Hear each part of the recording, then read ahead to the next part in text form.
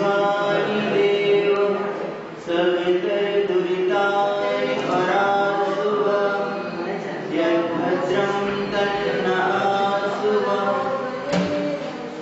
ॐ असतो मा सद्गमय तमसो मा ज्योतिर्गमय मृत्योर्मामृतं गमय ॐ सत्यसेतुर्भगवन् सत्य का वरदान दो प्रकृति पासों से छुड़ा अमृतत्व हे भगवान दो। इस मानव जीवन की कलिका कल प्रात को जान खिली न खिली मलयागिरि से सुची मंद सुगंध कल काल कुठार लिए फिरता तन नम्र पे चोट झिली न झिली भजले हरि नाम हरि रसना फिर अंत समय में मिली नहीं। आज के सायंकालीन प्रवचन कालांश में उपस्थित आदरणीय स्वामी जी, पूजनीय आचार्य जी और मेरे देश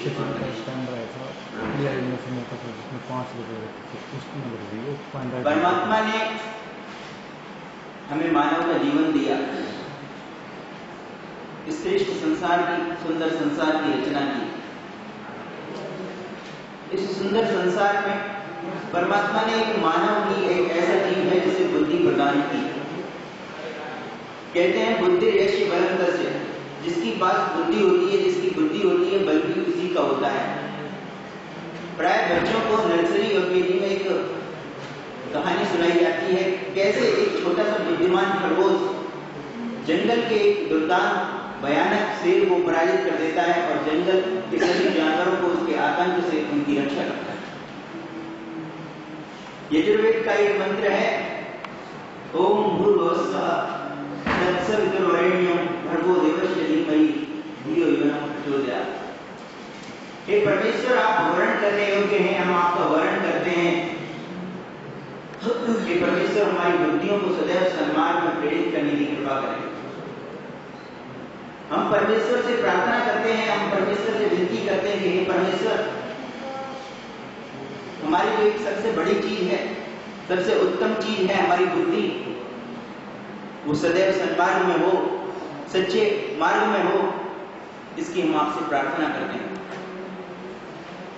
हमारे जीवन का लक्ष्य क्या है, हमारे जीवन का उद्देश्य क्या है, हमें प्राप्त क्या करना है, हम कौन हैं, इसके बारे में हमें बुद्धिपूर्वक विचार करना चाहिए। इस मानव जीवन का लक्ष्य परमपिता परमेश्वर को प्राप्त करना है। इस आत्मा का उद्देश्य परमात्मा को प्राप्त करना है। लेकिन जिसे हमें प्राप्त करना है वो कैसा है, कहां रहता है, इसके बारे में भी हमें बुद्धिपूर्वक सोचना होगा। एक बार अकबर ने बीरबल से कहा कि बीरबल, तुम मेरे सबसे बुद्धिमान मंत्री हो, मेरा एक प्रश्न है कि ईश्वर कहां रहता है, और इस प्रश्न का उत्तर मुझे 1 माह के अंदर चाहिए। अगर मुझे इस प्रश्न का उत्तर 1 माह के अंदर ना मिला तो मैं तुम्हें मृत्यु दंड की सजा दूंगा। प्रश्न कुछ अटपटा था। बीरबल इस प्रश्न के उत्तर की खोज में लगे रहे। 1 हफ्ता बीता, 2 हफ्ते बीते, 3 हफ्ते बीते, धीरे धीरे वो समय पास में आ गया जब उस प्रश्न का उत्तर बादशाह को देना। शाम को जब बीरबल अपने घर में टहल रहे थे तो उनका एक 8 साल का पुत्र वहां पर आया और पूछने लगा कि पिताजी, आपके मस्तिष्क पर चिंता की रेखाएं हैं, आपके माथे पर चिंता की लकीरें हैं, मुझे इसका कारण बताइए। क्योंकि बाल हट एक सबसे बड़ी हट होती है। बालक हट कर जाए तो पिता को वैसा ही करना पड़ता है जैसा वो चाहता है। फिर भी बीरबल ने उसे बताया कि ऐसी बात है कि कल बादशाह ने मुझसे पूछा है कि ईश्वर कहाँ रहता है, इस प्रश्न का उत्तर अगर मैं कल राज दरबार में नहीं दे पाया तो वो मुझे मृत्यु दंड की सजा देगा। बालक ने कहा, ऐसी भी कोई बात है, इस प्रश्न का उत्तर तो मैं दे सकता हूं। उसने कहा, अरे तुम दोगे? कि हाँ, मैं इस प्रश्न का उत्तर दूंगा।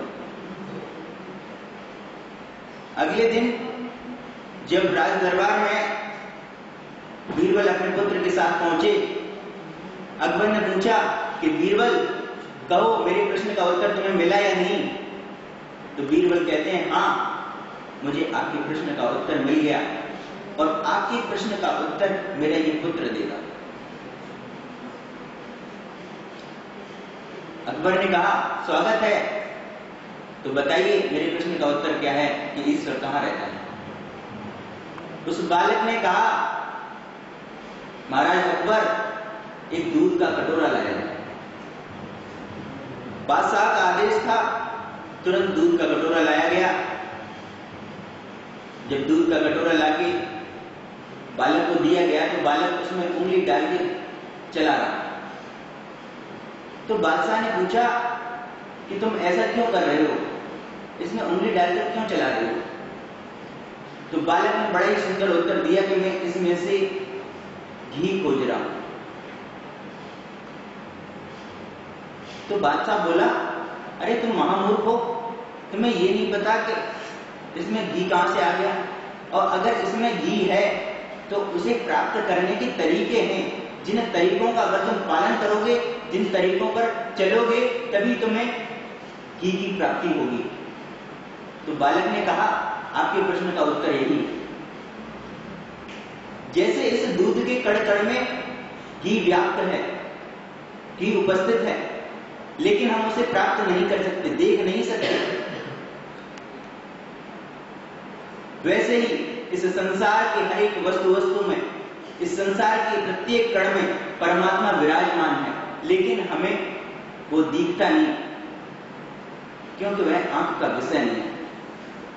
अगर हमें उस घी को प्राप्त करना है, उस परमात्मा को प्राप्त करना है, तो इस संसार रूपी मट्ठे को अलग करना होगा और जो मक्खन होता है उसे हम अलग करना पड़ेगा।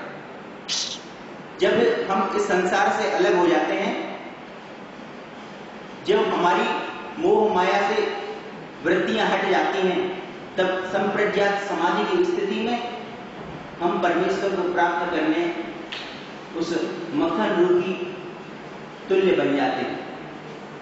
और जब हम परमेश्वर के प्रकाश से, परमेश्वर की ऊर्जा से इस मक्खन रूपी देह को तपा देते हैं, तब हमें उस परमेश्वर की प्राप्ति होती है, उस ग्रंथ की प्राप्ति होती है और हम तब परमेश्वर की प्राप्ति करते हैं। तो इस जीवन का जो लक्ष्य है, उस लक्ष्य को पाने के लिए हमें क्या करना चाहिए, कैसे उस लक्ष्य की प्राप्ति होगी, इसके लिए हमें अपनी बुद्धि को चलाना होगा, अपनी बुद्धि से विचार करना होगा। हमें अपने लक्ष्य के प्रति एक सोच रखनी होगी।